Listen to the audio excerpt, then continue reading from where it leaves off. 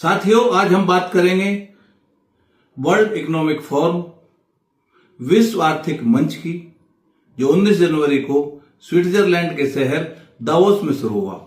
Davos Switzerland का बर्फीला शहर माना जाता है। ठंड इस कदर है कि काम करना मुश्किल, लेकिन अचानक ऐसा क्या घटनाक्रम हुआ कि कल इस सम्मेलन में अचानक सर्दी के माहौल में इतनी गर्मी आ गई कि पूरी दुनिया का ध्यान भारत की तरफ खींचा चला गया।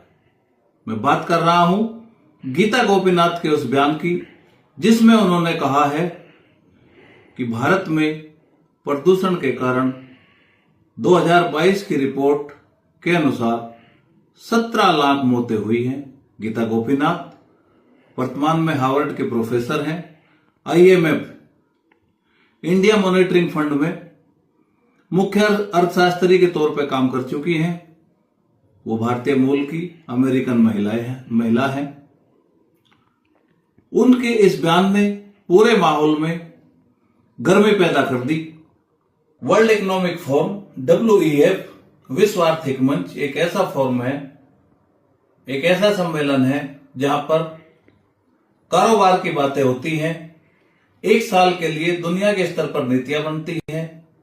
दावोस में लगभग 130 देशों के सरकारें, उनके प्रतिनिधि, उनके कारोबारी, श्रमिक नेता, किसान नेता, प्रदूषण विरोधी, पर्यावरण प्रेमी, तमाम जो लोग हैं उन लोगों का एक समागम है।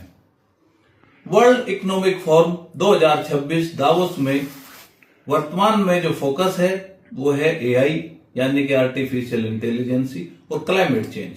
क्लाइमेट चेंज को लेकर तमाम रिपोर्टें रोज प्रकाशित होती हैं। दुनिया का मानना है कि क्लाइमेट चेंज को 2% जो तापमान में वृद्धि हुई है उसे नीचे लेकर आना है, उसे रोकना है। वर्ल्ड इकोनॉमिक फोरम में बातें हो रही हैं सौर ऊर्जा की, स्वच्छ ऊर्जा की। वहां पर मौजूद है दुनिया भर की सरकारें। कल दावोस का माहौल इसलिए भी गर्म था कि वहां पर अमेरिका के राष्ट्रपति डोनाल्ड ट्रंप भी मौजूद थे। ग्रीनलैंड पर उनकी चर्चा थी। पूरी तैयारी के साथ अमेरिकी सरकार वहां पर है। भारत की सरकार भी वहां पर मौजूद है। कई राज्यों के मुख्यमंत्री और राज्यों के अधिकारी वहां पर निवेश को आकर्षित करने के लिए जी तोड़ मेहनत कर रहे हैं। महाराष्ट्र के मुख्यमंत्री, आंध्र के मुख्यमंत्री, मध्य प्रदेश के मुख्यमंत्री, तमाम लोग वहां पर निवेश लाने के लिए कसरत कर रहे हैं। महाराष्ट्र में 2500 करोड़ के निवेश का एक MOU भी साइन हुआ है। लेकिन अचानक इस पूरे माहौल में हार्वर्ड के प्रोफेसर गीता गोपीनाथ ने अचानक ही गर्मी ला दी। पूरी दुनिया का ध्यान पूरी तेजी से भारत की तरफ गया। अभी आपने सुना गीता गोपीनाथ का वो बयान, जिसमें वो कह रही है कि भारत का जो प्रदूषण है ये केवल स्वास्थ्य और बीमारियों तक सीमित नहीं है, ये अर्थव्यवस्था को नुकसान पहुंचाता है।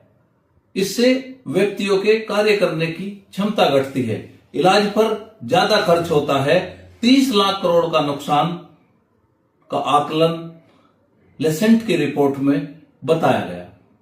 किस तरह से यह अर्थव्यवस्था को प्रभावित करता है। दूसरी बात, आज भारत दुनिया से निवेश आकर्षित करने के लिए तमाम प्रयत्न कर रहा है, निवेश हो भी रहे हैं। लेकिन जब कोई इन्वेस्टर कोई निवेश करता, किसी देश में निवेश करता है, तो वो वहां की पर्यावरण पॉलिसी और पर्यावरण की स्थिति को भी देखता है, क्योंकि उसको वहां रहना पड़ता है। बहुत सारे निवेश देश में हो रहे हैं, लेकिन बहुत सारे निवेश प्रदूषण के कारण वापस भी जा रहे हैं। गीता गोपीनाथ ने कहा कि ये जो दुनिया में व्यापार युद्ध है और जो दुनिया में टैक्सेज हैं, GST हैं, तमाम चीजें हैं, उनसे भी बड़ा खतरा उद्योग के लिए, कारोबार के लिए पर्यावरण बन चुका है। ऐसी स्थिति में हर 5वां आदमी पर्यावरण जहरीली हवा से पीड़ित है। 17.5 लाख मौतों की जो बात हुई है उस पर लेसेंट की क्लाइमेट चेंज की रिपोर्ट जो 2025 में आई है वो भी प्रमाणित करती है कि इतनी मौतें हुई है। तो साथियों, देश के संविधान का हनन पर्यावरण प्रदूषण के कारण कुछ उद्योगपतियों द्वारा कैसे किया जा रहा है। भारत में तमाम पर्यावरण प्रेमी पिछले लंबे समय से सरकार का ध्यान पर्यावरण की तरफ आकर्षित कराना चाहते थे, लेकिन सरकार है कि सुनती नहीं। उसको आवश्यकता है बड़े बड़े उद्योग की, बड़े बड़े रोजगार, क्योंकि रोजगार क्रिएशन करना है। दावोस में भी इस पे चर्चा हो रही है कि नए जॉब कैसे क्रिएट हों। विकास और विनाश साथ साथ चलता है, लेकिन विकास और सत्यानाश साथ साथ नहीं हो सकते। आज पूरी दुनिया में भारत पर्यावरण के मामले में बदनाम हो चुका है। आज हर टीवी चैनल, हर मैगजीन, हर वेबसाइट पर भारत का नाम है। 17 लाख मौतों का मतलब हर 5वां 6वां व्यक्ति जहरीली हवा के कारण मर रहा है। आज जब दुनिया का ध्यान इस तरफ आकर्षित है तो हम अपनी सरकारों से भी मांग करते हैं कि भारत दुनिया की चौथी अर्थव्यवस्था, अमेरिका, जापान, चाइना और फिर भारत।